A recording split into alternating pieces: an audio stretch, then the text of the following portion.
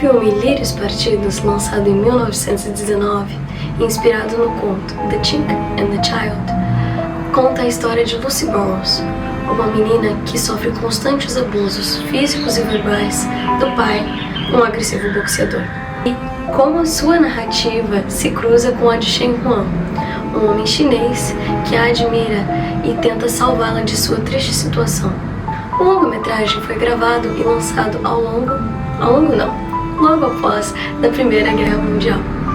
Esse contexto histórico se faz presente no filme, que se passa em Londres durante a Primeira Guerra Mundial, contendo também uma atmosfera de melancolia e depressão, características daquele tempo.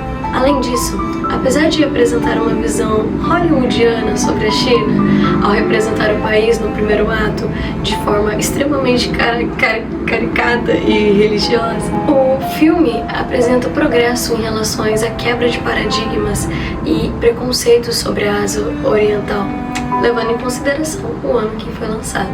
Dirigido por D.W. Griffith, o filme não é um dos mais reconhecidos do diretor, que realizou outros clássicos e controversos filmes, como Nascimento de uma Nação e Intolerância.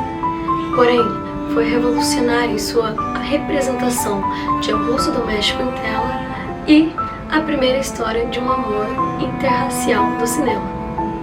Além de ter uma história interessante e envolvente, ele também é um marco técnico e artístico. O filme é uma verdadeira aula de como contar histórias usando só imagens e emoções. Griffith dominava o uso do close-up. Ele sabia exatamente quando aproximar a câmera para nos fazer sentir o que o personagem está vivendo. Um exemplo disso é a cena em que Lucy se esconde do pai abusivo. O close-up mostra todo o desespero dela e, consequentemente, faz a gente sentir isso na pele. A gente tem que também falar sobre a fotografia do filme. O diretor de fotografia, Billy Bitzer, que funcionou o uso da imagem no cinema e da luz. Até então, ela era só uma técnica, mas Bitzer transformou a iluminação, usando a luz difusa, contraluz e até gases na lente. Ele suavizou as imagens e conseguiu criar um clima nebuloso e sombrio, e também poético, como as ruas nebulosas de Limehouse. Os efeitos especiais também foram usados no filme. Mesmo que na década de 20, o filme já usava maquiagem, prótese e até efeitos sonoros de objetos batendo e instrumentos. Tudo isso ajudava a criar tensão e dramatismo. Como é um filme mudo, os intertítulos também foram muito importantes, que são aquelas cartelinhas com texto. Elas eram essenciais para explicar o que não dava para mostrar, como pensamentos ou falas. E apesar das limitações da época, como a ausência de som e censura, o Lírio Partido impressiona até hoje com a sua edição criativa, a expressividade dos atores e com uma fotografia que virou referência para o cinema mundial. A mise-en-scène é delicada. Griffith compõe os quadros com atenção pictórica. Roupas, flores, véus, objetos simbólicos são cuidadosamente posicionados para transmitir emoções sem palavras. A linguagem corporal e expressão facial dos personagens são bem claras, o que faz com que o telespectador entenda quais são as emoções e intenções em cena, mesmo sem diálogo. Não só isso, mas também durante cenas de tensão ou certas situações, a música também ajuda a transmitir os sentimentos. Com os close-ups, Griffith intensifica a empatia com os personagens, especialmente Lucy. Alterna espaços narrativos distintos, como o refúgio e o perigo, aumentando a tensão dramática.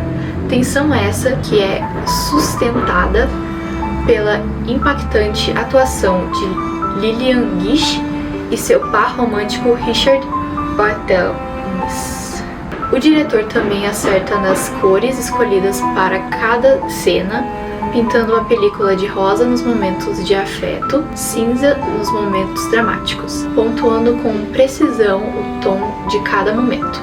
O filme emprega luz difusa, sombras e tons etéreos para evocar um clima melancólico e espiritual. A iluminação, principalmente nas cenas de Lucy, é delicada e quase sagrada, fazendo contraste com a de seu pai, ambientes escuros e opressivos dominados por ele.